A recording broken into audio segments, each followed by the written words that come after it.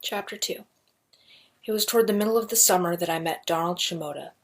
In 4 years flying, I had never found another pilot in the line of work I do. Flying with the wind from town to town, selling rides in an old biplane, $3 for 10 minutes in the air. But one day, just north of Ferris, Illinois, I looked down from the cockpit of my fleet, and there was an old Travel Air 4000, gold and white, landed pretty as you please in the lemon emerald hay. Mine's a free life, but it does get lonely sometimes. I saw the biplane there, thought about it for a few seconds, and decided it would be no harm to drop in. Throttle back to idle, a full rudder slip, and the fleet and I fell sideways towards the ground. Wind in the flying wires, that gentle good sound, the slow pock-pock of the old engine loafing its propeller around. Goggles up to better watch the landing, cornstalks in a green leaf jungle swishing close below, flicker of a fence, and then just cut hay as far as I could see. Stick and rudder out of the slip, a nice little round out above the land, hay brushing the tires, then the familiar calm crashing rattle of hard ground under wheel, slowing, and now a quick burst of noise, and power to taxi beside the other plane and stop. Throttle back, switch off, the soft clack-clack of the propeller, spinning down to stop in the total quiet of July. The pilot of the Travel Air sat in the hay, his back against the left wheel of his airplane, and he watched me. For half a minute I watched him too, looking at the mystery of his calm. I wouldn't have been so cool just to sit there and watch another plane land in the field with me parked 10 yards away. I nodded, liking him without knowing why. "You looked lonely," I said across the distance between us. "So did you." "Don't mean to bother you. If I'm one too many, I'll be on my way." "No, I've been waiting for you." I smiled at that. "Sorry I'm late." "That's all right." I pulled off my helmet and goggles, climbed out of the cockpit, and stepped to the ground. This feels good when you've been a couple hours in fleet. "Hope you don't mind ham and cheese," he said. "Ham and cheese and maybe an ant." No handshake, no introduction of any kind. He was not a large man, hair to his shoulders, blacker than the rubber of the tire he leaned against. Eyes dark as hawk's eyes, the kind I like in a friend, and in anyone else made me uncomfortable indeed. He could have been a karate master on his way to some quietly violent demonstration. I accepted the sandwich and thermos cup of water. "Who are you, anyway?" I said. "Years I've been hopping rides, never seen another Barnstormer out in the fields." "Not much else I'm fit to do," he said, happily enough. "A little mechanicking, welding, rough neck a bit, skinning cats. I stay in one place too long, I get problems. So I made the airplane, and now I'm in the Barnstormer business." "What kind of cat?" "I've been mad for diesel tractors since I was a kid." "D8s, D9s, just for a little while, in Ohio." "D9s, big as a house, double compound low gear. Can they really push a mountain?" "There are better ways of moving mountains," he said with a smile that lasted for maybe a tenth of a second. I leaned for a minute, against the lower wing of the plane, watching him. A trick of the light, it was hard to look at the man closely. As if there were a light around his head, fading in the background a faint, misty silver. "Something wrong?" he asked. "What kind of problems did you have?" "Oh, nothing much. I just like to keep moving these days, same as you." I took my sandwich and walked around his plane.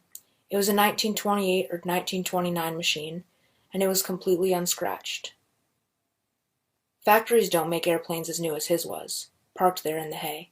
20 coats of hand-rubbed butyrate dope. At least, paint like a mirror pulled tight over the wooden ribs of the thing. Dawn, in Old English, gold leaf under the rim of his cockpit, and the registration on the map case said D.W. Shimoda. The instruments were new out of the box, original 1928 flight instruments. Varnished oak control stick and rubber bar, throttle, mixture, spark advance on the left. You never see spark advances anymore, even on the best restored antiques. No scratch anywhere, not a patch on the fabric, not a single streak of engine oil from the cowling, not a blade of straw on the floor of the cockpit, as though his machine hadn't flown at all, but instead had materialized on the spot through some time warp across half a century. I felt an odd, creepy cold on my neck. "How long you been hopping passengers?" I called across the plane to him. "About a month now, 5 weeks." He was lying. 5 weeks in the fields, and I don't care who you are. You've got dirt and oil on the plane, and there's a straw on the cockpit floor no matter what. But this machine, no oil on the windshield, no flying haysteins on on the leading edges of the wings and tail, no bugs smashed on the propeller. That is not possible for an airplane flying through an Illinois summer. I studied the traveler another 5 minutes, and when I went back, I sat down in the hay under the wing, facing the pilot. I wasn't afraid, I still liked the guy, but something was wrong. "Why are you not telling me the truth?" "I have told you the truth, Richard," he said. "The name is painted on my airplane, too." "A person does not hop passengers for a month in a traveler without getting a little oil on the plane, my friend. A little dust, one patch in the fabric, hay, for God's sake, on the floor." He smiled calmly at me. "There are some things you do not know." In that moment, he was a strange other planet person. I believed what he said, but I had no way of explaining his jewel airplane parked out in a summer hayfield. "This is true, but someday I'll know them all. And then you can have my airplane, Donald, because I won't need it to fly." He looked at me with interest and raised his black eyebrows. "Oh, tell me." I was delighted. Someone wanted to hear my theory. People couldn't fly for a long time, I don't think, because they didn't think it was possible. So of course they didn't learn the first principle of aerodynamics. I want to believe that there's another principle somewhere.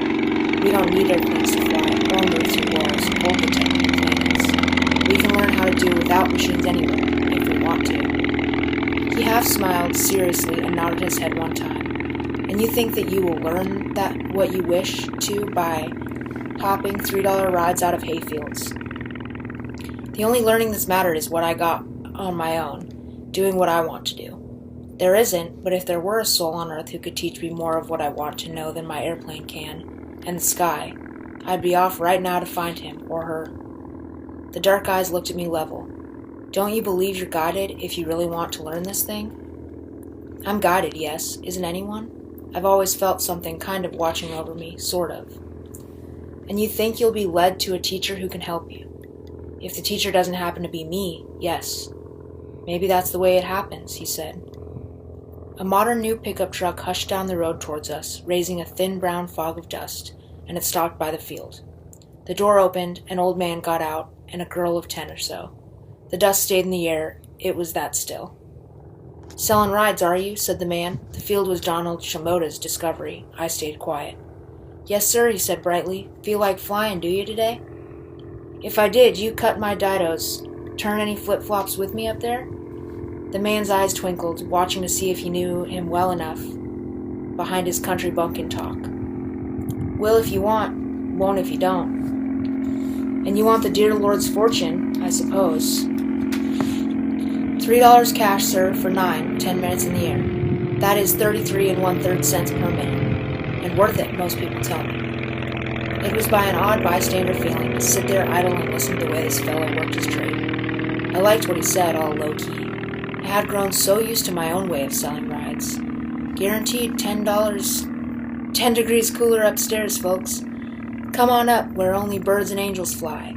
All of this for $3 only, a dozen quarters from your purse or pocket. I had forgotten there might be another. There's a tension flying and selling rides alone. I was used to it, but still it was there. If I don't fly passengers, I don't eat. Now when I could sit back, not depending for my dinner on the outcome, I relaxed for once and watched. The girl stood back and watched too. Blonde, brown-eyed, solemn-faced, she was here because her grandpa was. She did not want to fly. Most often it's the other way around. Eager kids and cautious elders. But one gets a sense for those things when it's one's livelihood, and I knew that girl wouldn't fly with us if we waited all summer. "Which one of you gentlemen?" the man said. Shimoda poured himself a cup of water. "Richard will fly you. I'm still on my lunch hour, unless you want to wait." "No, sir, I'm ready to go. Can we fly over my farm?" "Sure," I said. "Just point the way you want to go, sir." I dumped my bedroll and tool bag and cook pots from the front cockpit of the fleet, helped the man into the passenger seat, and buckled him in. Then I slid down into the rear cockpit and fastened my own seat belt. "Give me a prop, will you, Don?" "Yep." He brought his water cup with him and stood by the propeller. "What do you want?" "Hot and brakes. Pull it slow. The impulse will take it right out of your hand." Always when somebody pulls up the fleet propeller, they pull it up too fast, and for complicated reasons the engine won't start. But this man pulled it around ever so slowly, as though he had done it forever. The impulse spring snapped, sparks fired in the cylinders, and the old engine was running. That easy. He walked back to his airplane, sat down, and began talking to the girl. In a great burst of raw horsepower and flying straw, the fleet was in the air, climbing through 100 feet. If the engine quits now, we land in the corn. 500 feet. Now, and we can turn back, land in the hay. Now, and it's the cow pasture west. 800 feet and level, following the man's finger pointing through the wind southwest. 3 minutes airborne, and we circled the farmstead, barns the color of glowing coals, house of ivory and a sea of mint, a garden and back for food, sweet corn and lettuce and tomatoes growing. The man in the front cockpit looked down through the air as we circled the farmhouse, framed between the wings and through the flying wires of the fleet. A woman appeared on the porch below, white apron over blue dress, waving. The man waved back. They would talk later of how they could see each other so well across the sky. He looked back at me, finally with a nod to say that was enough, thanks, and we could hang back now. I flew a wide circle around Ferris to let the people know there was flying going on, and spiraled down over the hayfield to show them just where it was happening. As I slowed down to land, the banked steeply over the corn, the traveler swept off the ground and turned at once toward the farm we had just left. I flew once with a 5-ship circus, and for a moment it was that kind of busy feeling, one plane lifting off with passengers while another lands. We touched the ground with a gentle rumbling crash and rolled to the far end of the hay by the road. The engine stopped, the man unsnapped his safety belt, and I helped him out. He took a wallet from his overalls and counted dollar bills, shaking his head. "That's quite a ride, son." "We think so. It's a good product we're selling." "It's your friend that's selling." "Oh?" "I'll say, your friend could sell ashes to the devil. I'll wager, can't you now?" "How come you say that?" "The girl, of course. An airplane ride to my granddaughter, Sarah." As he spoke, he watched the traveler, a distant silver mote in the air circling the farmhouse. He spoke as a calm man speaks, noting the dead twig in the yard has just sprouted blossoms and ripe apples.